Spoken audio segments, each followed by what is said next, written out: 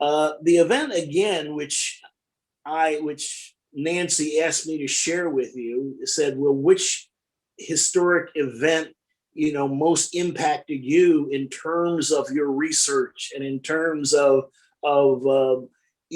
just your enlightenment? It's the story of George White. George White was a bad guy. He was a transient. He was just moving through Delaware. But in moving through Delaware, over in the Price's Corner area, he ran into an 18-year-old girl. He attacked her and killed her. He was captured. He was put in jail, and he confessed. Uh, the young girl that he killed was the daughter of the minister at the juvenile detention center over in the Price's Corner area. And because her father was a minister, the other ministers within the community were totally outraged.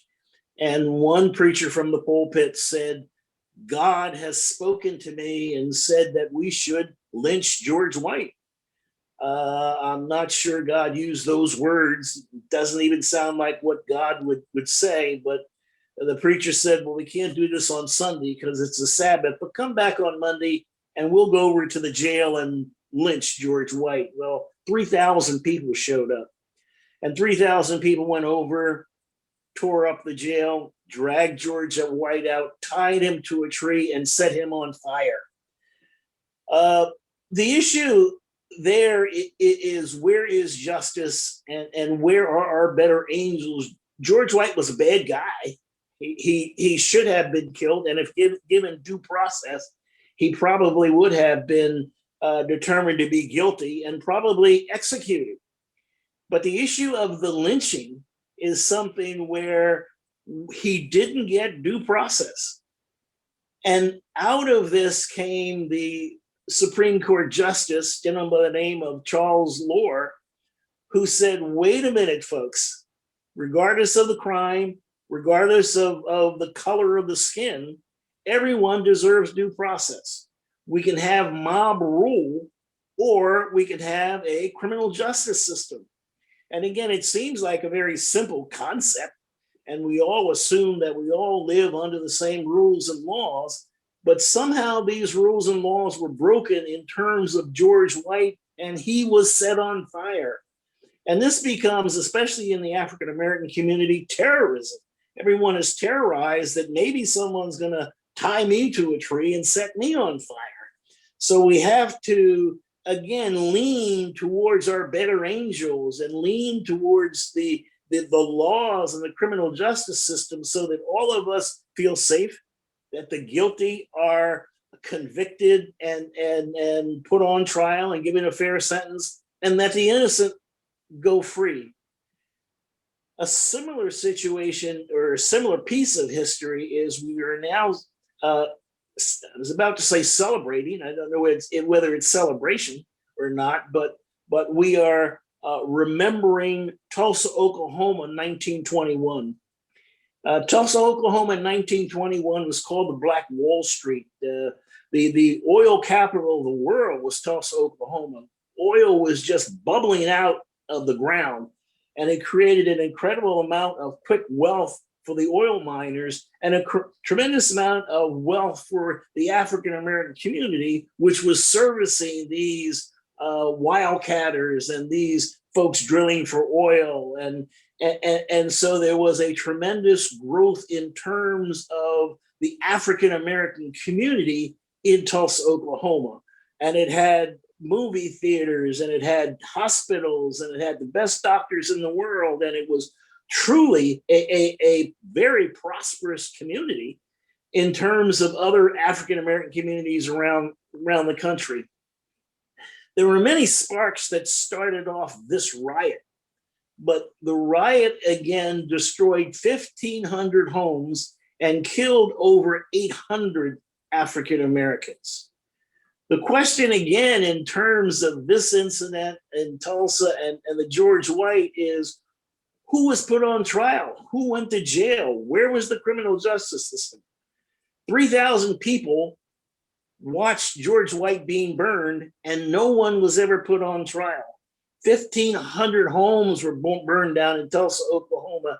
700, 800 African Americans killed, and no one ever went on trial. Forget being convicted. It's a case of never going on trial. And so we see within the African American community and the African American psyche, we see these injustices which continue to go on. George White, 1903, Tulsa, Oklahoma, 1921. We come further into our current history and we see Trayvon Martin. Trayvon Martin, young kid, went to the store to get some Skittles and some Arizona iced tea, and was taking a shortcut back home, and was confronted by George Zimmerman. And a confrontation took place, and Trayvon Martin was dead. It's not a case of Trayvon Martin being dead. It's a case of justice. George Zimmerman was put on trial and declared innocent.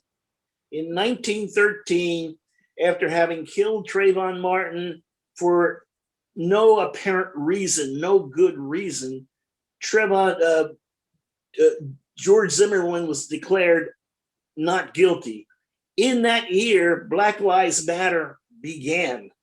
This is the birth of Black Lives Matter, not to talk about the injustices to African Americans, but talking about no one being held accountable for the injustices which are taking place, that these injustices somehow seem normal or part of the criminal justice system, as lynchings and setting folks on fire somehow becomes normal. And during the early 1900s, African Americans were being lynched, hung from trees, or set on fire, one per week. 52 per year, African Americans were being put on display and put in and executed as an exhibition. And so these things have traumatic effects on the psyche of the African American community. We somehow don't want to leave these things in history. We didn't want to leave Trayvon Martin in history. So Black Lives Matter was created to say, we're going to keep this in the consciousness of the country and the consciousness of the people, so that everyone knows what's going on. It did not stop these incidents from happening. It did not stop Eric Garner from being choked to death while he was doing something illegal, but he really didn't have to give his life for trying to make a couple dollars to get something to eat. Most recently, we have George Zimmerman. We have George Floyd, who a policeman put his knee on his neck for 8+ minutes and killed him on camera. We again try to keep these stories in the consciousness of America so that we can fix them. And we again come up with terms in our history talking about the new Jim Crow, which hopefully raises the consciousness of the inequities in the criminal justice system, and Black Lives Matter, which again shows that this blue on black crime or this police brutality within the African American community continues. We now have added another buzzword or another quote, and it's call her name. Call her name is Breonna Taylor, who was shot to death in her bed by a policeman who was outside of her apartment and shot through the wall and killed her while she was lying in her bed. Again, much of African American history is this stressful history which we have gone through, and much of it is still to be resolved. And the Unitarian Universalist Fellowship, again, has been there through many civil rights struggles alongside of Martin Luther King and the marches that took place over the years. Again, I would like to thank you for the opportunity of having, again, discussed with you the history again that I am researching, and the history that I am trying to keep out there to educate everyone. And again, as your church is doing, to say maybe we should be addressing some of these inequities, some of these things which are race based, some of these things which are not godly. And although we aren't going to be able to fix all of them, maybe we should try to fix or work on those problems that we can fix.